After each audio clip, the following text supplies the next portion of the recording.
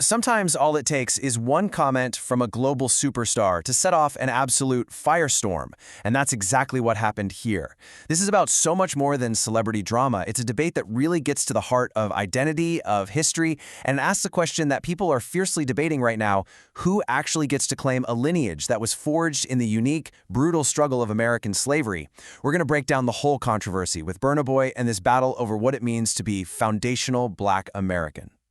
And this is the sentence that kicked the whole thing off. A really powerful, personal claim from the Nigerian Afrobeat star Burna Boy. My blood also touched that soil. Wow. I mean, with just a few words, he wove his own story right into the fabric of Black American history.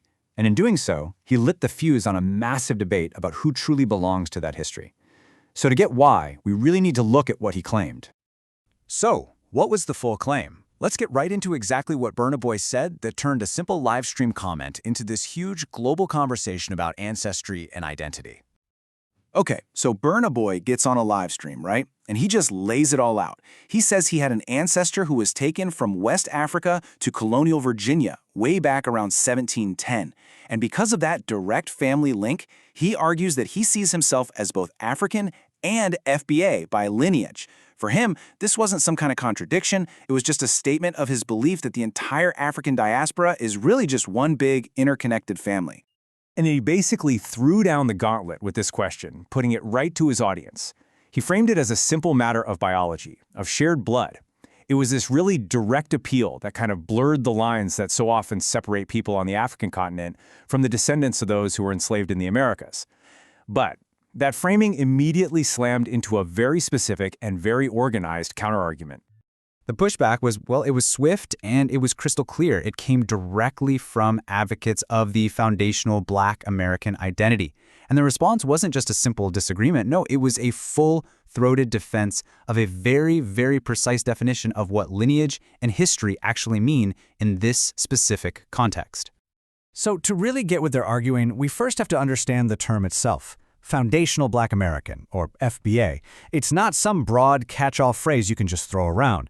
It specifically refers to the descendants of the people who survived U.S. chattel slavery and the Jim Crow era, the very group whose unpaid labor literally built the country. And trust me, this precise definition is the absolute key to this entire conflict.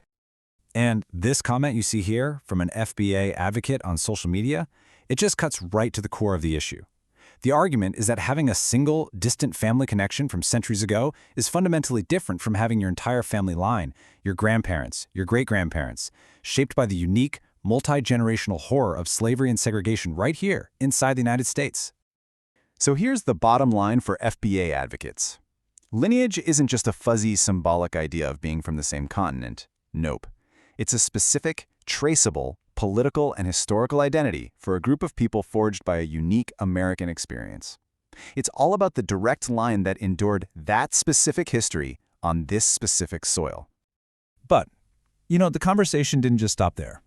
A more nuanced take started to pop up, one that actually acknowledged Burna Boy's point about connection, while still drawing a really firm and very important line in the sand.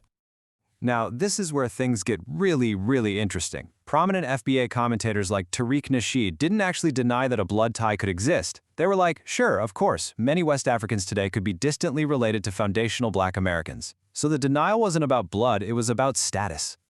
And this led to a simple but incredibly powerful family analogy. As commentator Tariq Nasheed put it, a distant blood tie makes you a cousin of FBA. His point was brilliant in its simplicity. You can be family, sure, a relative, but being a cousin is not the same thing as being a direct descendant who stands to inherit the house. Okay, so let's really break down this whole cousin analogy, because it's absolutely central to the whole debate. Picture a family tree. The main trunk represents the direct line, all the ancestors who endured slavery and Jim Crow right here on U.S. soil.